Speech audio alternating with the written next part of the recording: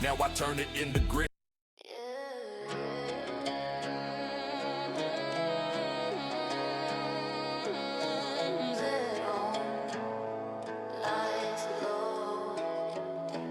We don't miss. Heartbeat syncs with the loading screen. World fades out, know what I mean. No distractions, tunnel vision. Every move feels pre-written and steady breathing slow. I've been here before, I know. Pressure heavy, but it fits. This is where I lock it in. Adrenaline, I'm seeing red. Every loss still in my head. They doubt us, let them talk. I don't stall, I hunt, I walk. Fast decisions, instincts, loud chaos. Screaming, I stand proud. If we fall, we swing again. Born in fire, bred to it. We're locked in, zoned out, world on mute. Hear the countdown, no doubt. This moment's ours. From the ground up, we devour. Locked in, don't blink now. Every second it's harder. Win or lose, we don't quit. Press start. We're locked in. We're locked in. We're locked in. We're locked in. Cool downs tight, map control. Playing chess while they play both. Read the play before it lands. Victory's already planned. Patient beats the rush they bring. Every click, discipline. I don't tilt, I recalibrate it. Mental strong, I dominate. Laugh alive, crowd goes quiet. Clutch or die, thriving right. Hands shaking, now I'm calm. This is where I turn the bomb. Flash a light, final blow. They don't see it till it's slow. Schema weaving, ill. Let it burn. Focus, learn the loss. Take the turn. Pain's a grind, skill's a gift. Every match makes monsters different. We're locked in, zoned out, lights flash when we black out. No fear, no fallback, every second's a clap back. Locked in right now, feel the room shake louder. Win or lose, we don't quit, press start. We're locked in. We're locked in. We're locked in. We're lions. Stay sharp, go hard, game on. Hey, hey. We're locked in. You hear the dust coming up the lane. Yeah, that's home talking back again. That's right. Yeah, yeah, hey, hey. It came up where the dirt hits hard, where the storms roll in and the fields grow scars.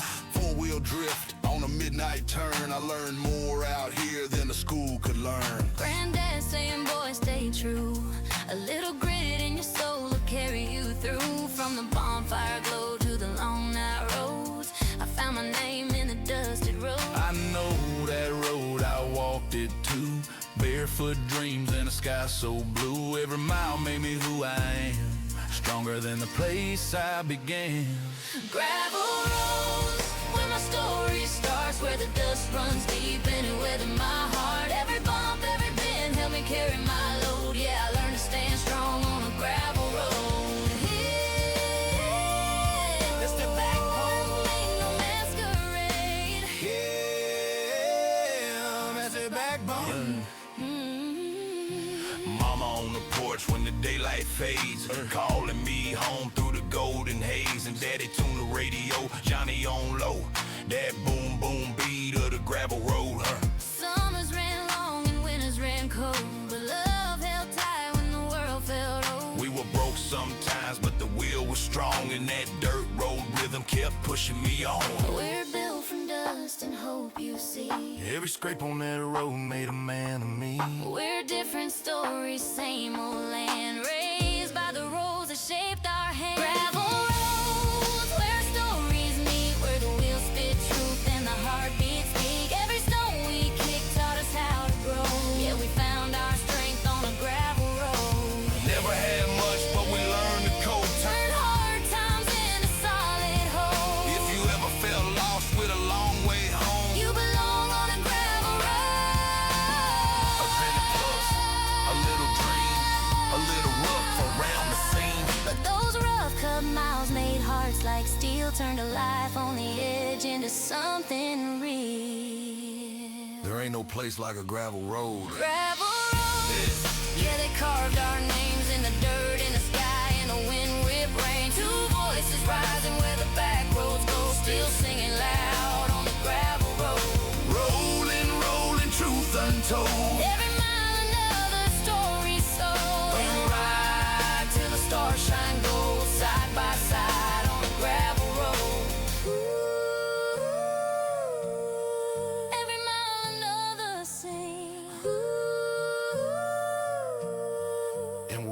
till the stars shine gold. Side by side on a gravel road. Yeah.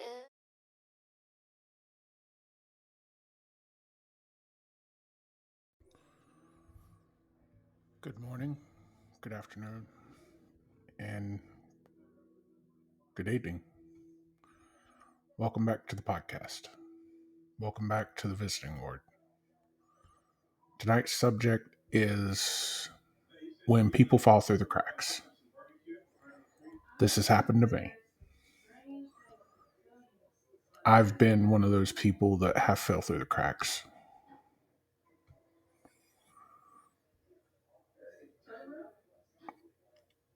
And it sucks. There's a phrase we hear all the time. They fell through the cracks. It sounds accidental, unfortunate, almost harmless. But what it really means is this: someone needed help and no one caught them. Today's episode is about those people, the ones who did what they were supposed to do, the ones who asked for help or didn't know how, the ones who were visible until suddenly they weren't. This is when people fall through the cracks.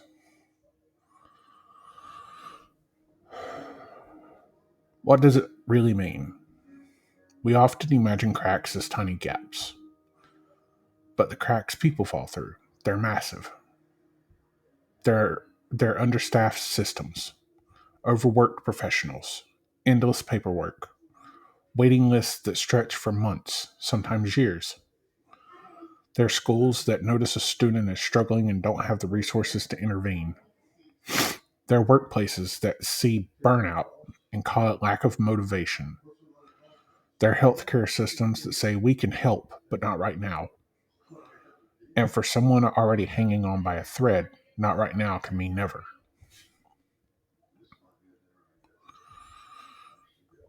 Here's the part that doesn't get talked about enough. Most people who fall through cracks don't look like they're falling. They show up, they smile, they joke, they say, I'm fine. Because being honest feels dangerous. What if you're labeled difficult, weak, a problem? So instead, people learn to suffer quietly. And quiet suffering is invisible suffering. No one notices until the breakdown, the disappearance, the crisis. And then everyone asks the same question. Why didn't they say something? Or maybe they did and no one listened. I've been in that situation. I was in that situation before I met my current group of friends. And I've been in that situation in the workplace too. I've been in that situation in a lot of things. But the complete honesty about it is it's true. Workplaces call burnout the lack of motivation. They see burnout and they call it lack of motivation. And they do nothing to help it.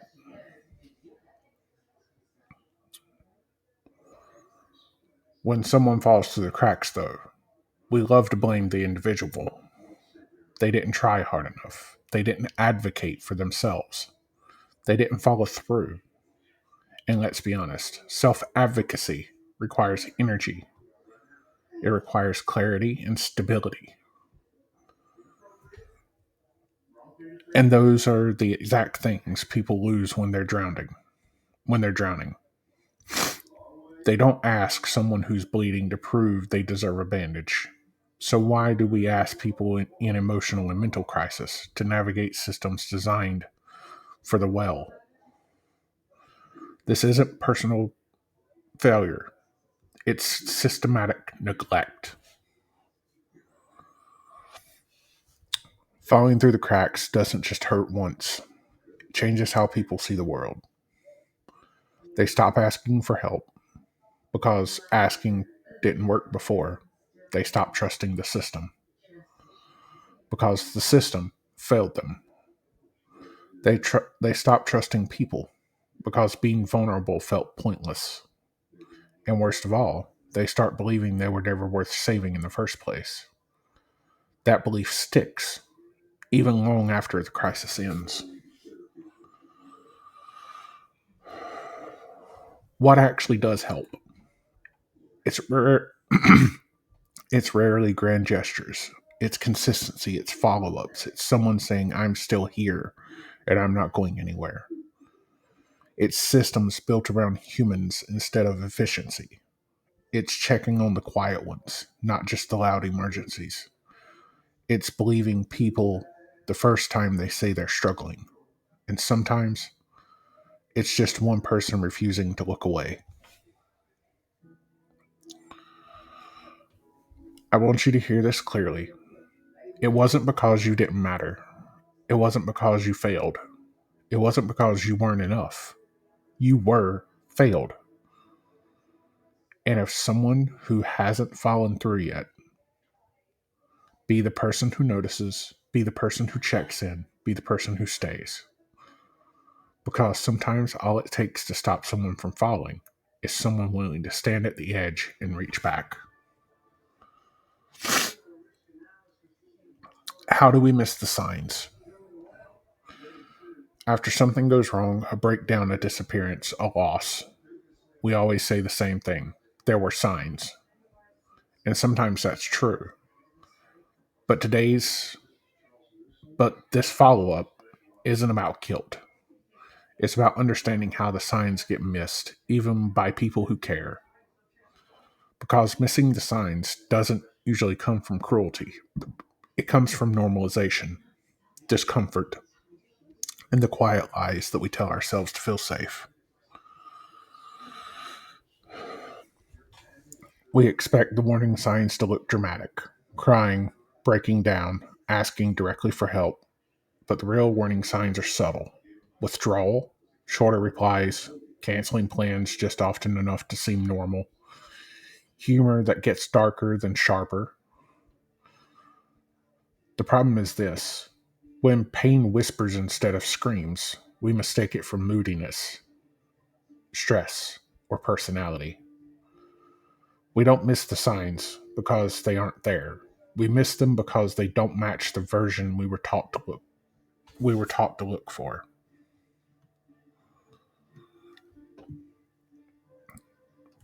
And worst of all, we normalize what should alarm us. One of the biggest reasons we miss the signs is normalization. They're always like that. They've been stressed for years. That's just how they cope. Over time, chronic pain becomes background noise. Burnout becomes work ethic. Isolation becomes independence. Emotional numbness becomes strength. And once something feels normal, it stops feeling urgent, even when it's dangerous. Sometimes the scariest sign is consistency. All true, all too true. Um, we do expect the signs to be crying, breaking down, or asking directly for help. But the subtle signs, the subtle warning signs, are people with have being withdrawed, people giving out shorter replies, canceling plans just often enough to seem normal, and the humor that they use gets darker and then sharper. And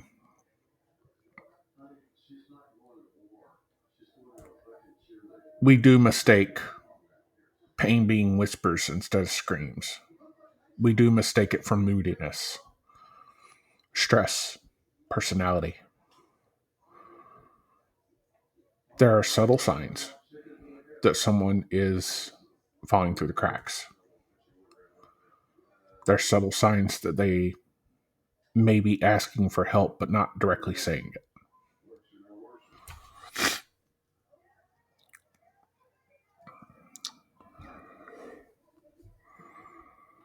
And chronic pain does eventually become background noise. And the burnout becomes your work ethic. And the isolation becomes your independence. Emotional numbness becomes your strength. It's hard to describe. I've been in that situation. I've been to the point of burnout being work ethic. I've been to the point of isolation feeling like independence. I have felt emotional numbness. And the other uncomfortable truth about the whole situation, we don't check in deeply because we're afraid of what the answer might be. Asking real questions means being prepared for real answers. What if they say they're not okay? What if they need more than we can give? What if we open a door we don't know how to close? So instead we ask surface questions. How are you? You good? Everything okay? And we automatically accept the yeah, I'm fine. But it but let's be real. Everyone lets because it lets everyone move on without discomfort.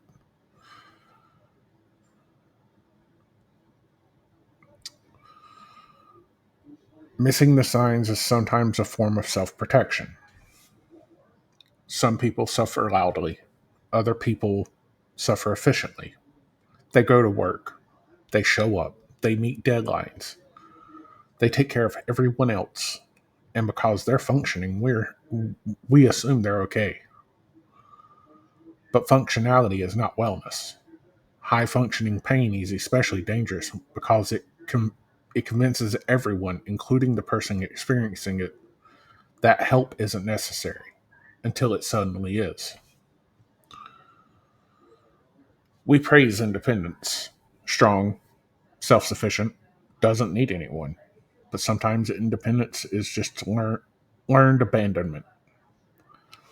Some people stop asking for help because asking never worked before. They don't reach out because they don't expect a response. And from the outside, they look fine. Quiet strength can hide quiet desperation. But noticing the signs isn't about being perfect. It's about being curious instead of assumptive. It's about asking follow up questions and waiting for the answer. It's noticing changes, not just crisis. It's checking in again, even after someone says they're okay. Sometimes it's saying, you don't have to explain everything. I just want you to know I'm here. Not everyone will open up, but everyone notices when someone genuinely tries. Awareness comes after experience. You're not invisible, even if you've learned how to look that way. The signs are rarely dramatic, they're quiet, consistent, and easy to dismiss until it's too late. So let's get better at noticing, not out of fear, but out of care.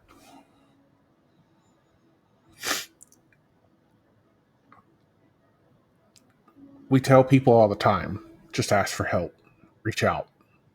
You don't have to do this alone. And those words sound comforting, unless you're the one who actually needs help. Most people who don't ask for help aren't being stubborn, they're protecting themselves. From the outside, asking for help looks simple. From the inside, it feels dangerous. Because asking means exposure. It means admitting you're not okay without knowing how someone will respond. Will they believe you? Minimize it? Get uncomfortable? Disappear? For many people, asking for help isn't vulnerability, it's a gamble. And once you've lost that gamble before, you stop playing.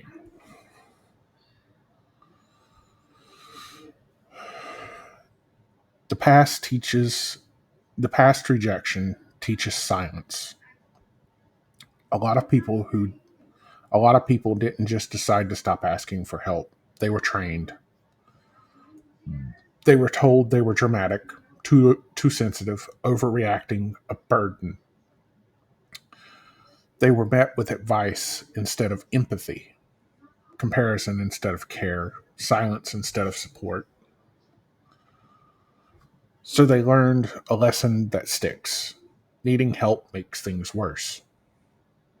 And once that belief settles in, silence feels safer than honesty.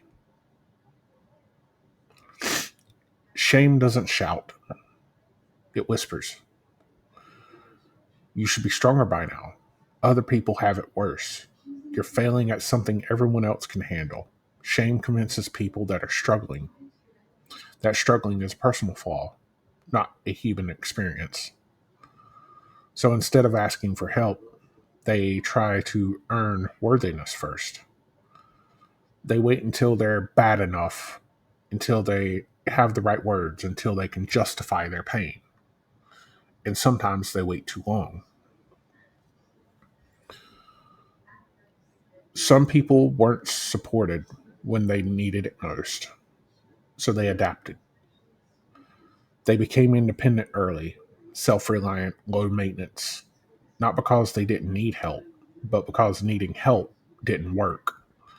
Over time, independence stops being a skill and starts being armor. Armor is heavy, but taking it off feels even scarier.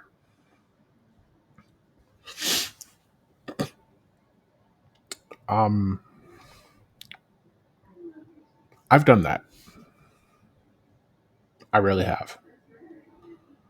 I did it with a few other jobs I had. Um, I adapted. I became self reliant. I basically turned independence from a skill to being armor, and it sucks.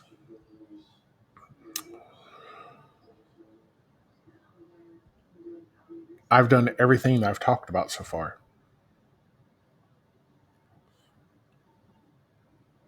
and it's all been with jobs that I've held, including including this next part, fear of being a burden.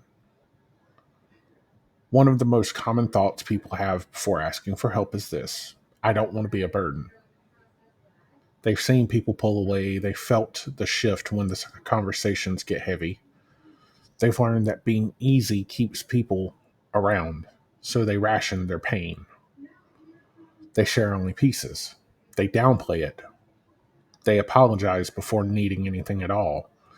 And eventually they stop reaching out entirely.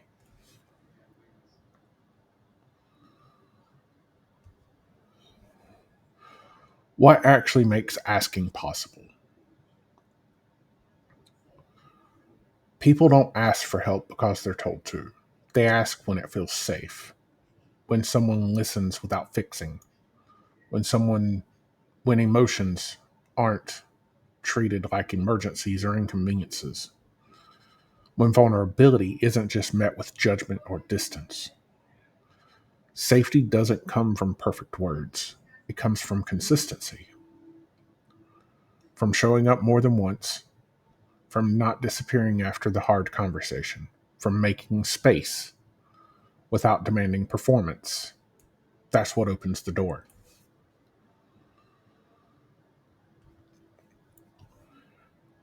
If you're listening and you struggle to ask for help, there's nothing wrong with you. You learned silence for a reason.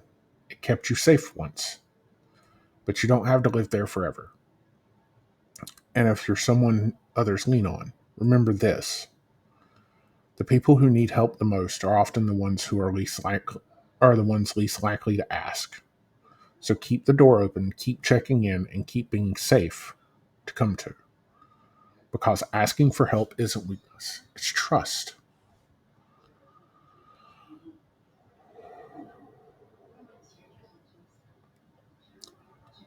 Deep breath.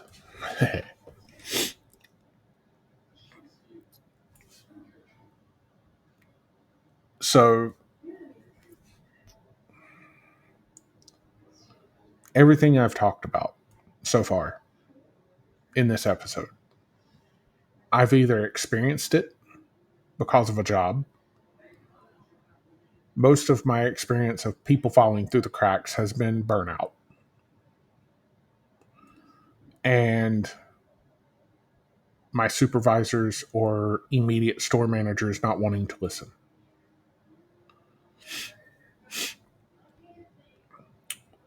Um, that's been most of my experience with falling through cracks. And it sucks. It sucks whenever your immediate supervisor or your manager sees that you are experiencing burnout and they call it lack of motivation. And suddenly you turn that burnout into your work ethic. You stop trying to ask for help and you just start doing. You stop trying to ask for any sort of help. Period. You just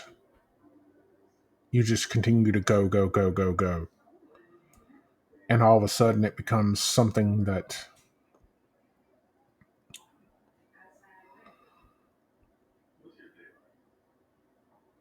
ends up hurting. It hurts a lot. It hurts whenever your immediate supervisor or store manager doesn't notice the burnout, but your best friend who's standing beside of you does. It makes you want to cry. It makes you want to stand there and just be in tears. But you can't.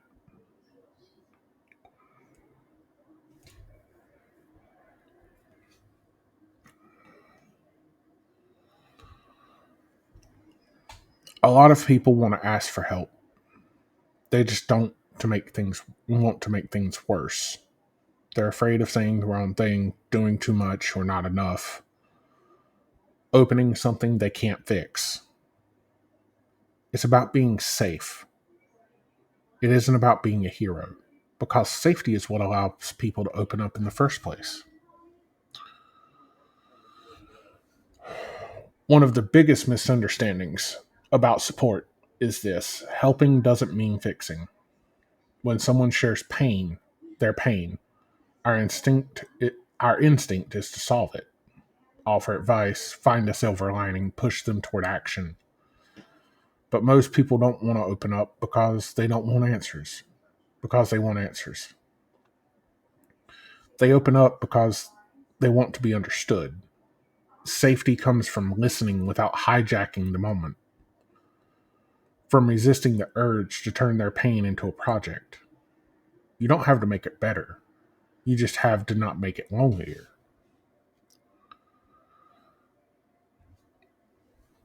A lot of well-meaning responses accidentally shut people down.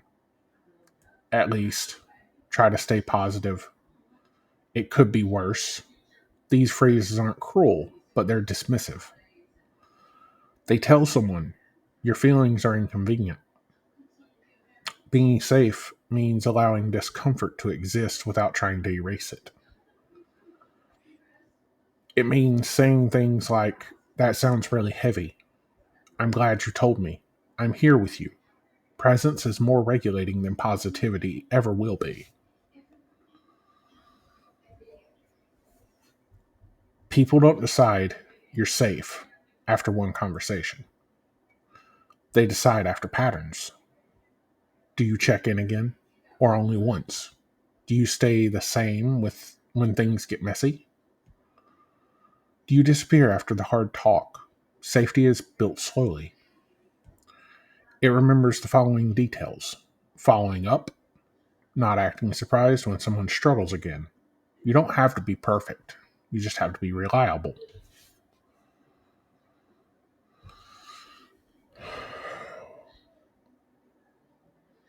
When someone finally opens up, it took courage. So pushing them faster than they're ready to go can feel like betrayal. Being safe means respecting how much they share, when they share it, how they process it. Some people need silence. Some need time. Some need circle the same pain again and again. Healing isn't efficient. Safety is patience. It's easy to accidentally shift the focus, sharing your own story, comparing experiences, talking about how hard it is for you to hear. Sometimes that's connection. Sometimes it's deflection. Being safe means checking your intention. Are you sharing to help them feel less alone or to relieve your own discomfort? Support doesn't require center stage. Sometimes the safest thing you can do is stay quiet and stay present. Because being safe does not mean doing everything. You're allowed to have boundaries. You're allowed to need support too. You're allowed to say, I don't know how to help with this, but I won't leave you alone in it. What matters is honesty without abandonment. Safety isn't about carrying someone. It's about walking beside of them and helping them find more support when needed. If someone you trusted enough to if someone trusted you enough to open up, that already means something. You don't need perfect words, you don't need solutions, you don't need to save anyone. You just need to be steady, kind, and willing to stay. Because for someone who's struggling, a safe person can be the difference between silence and survival.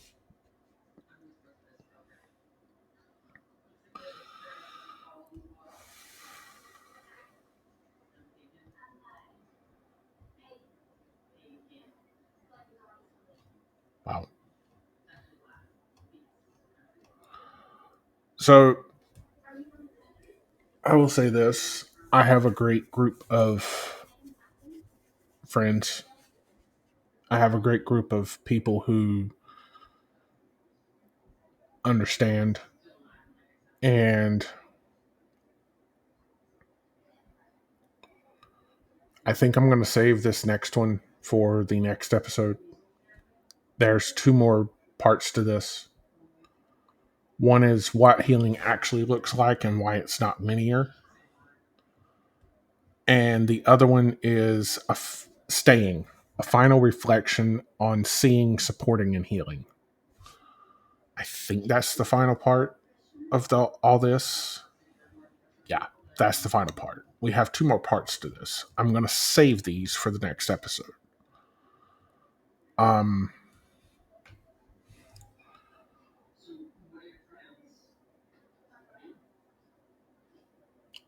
Thank you all for listening.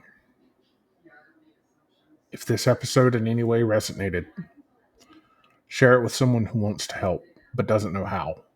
Share it with someone who feels like they've fallen through the cracks. Sometimes the most powerful support is simply being safe to come to.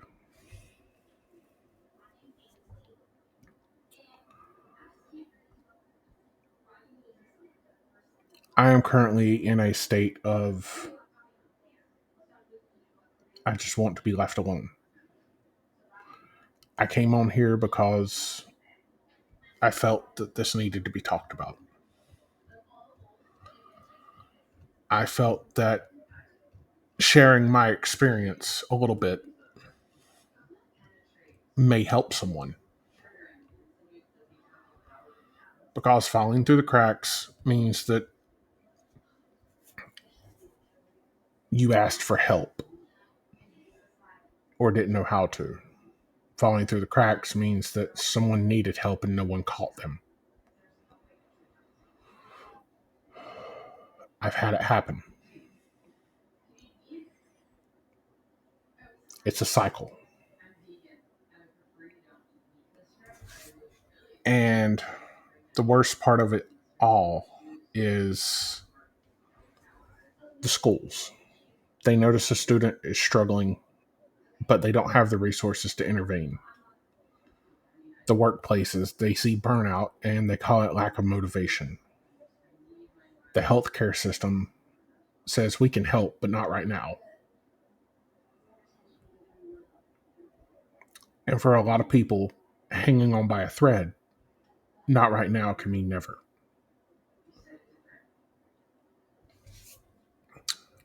So let's just remember that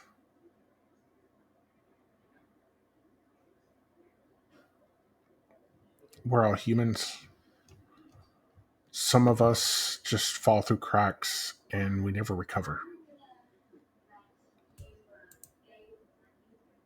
And sometimes it hurts. Sometimes it feels like it's a forever type deal. I can't sit here and say that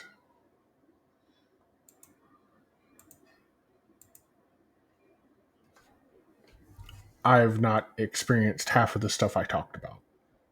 I sit here and I will tell you now, I've experienced everything I've talked about.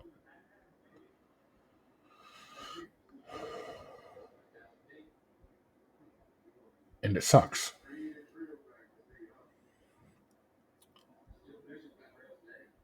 It's very hard being a person who has fallen through the cracks. It's very hard being someone who reached out for help and never got it.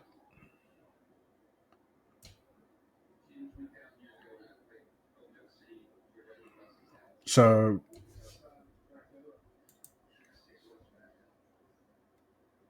I'm going to lock the doors,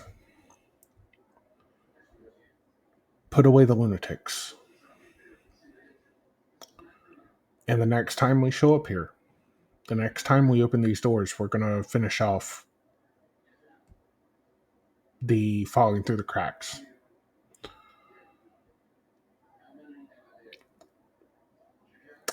And I hope you guys have enjoyed the episode. Again, share it with someone that needs it. And I love each and every one of you. And until next time, guys, I've been your warden, Matt Kildorn, and I will speak with you later. Good night, guys.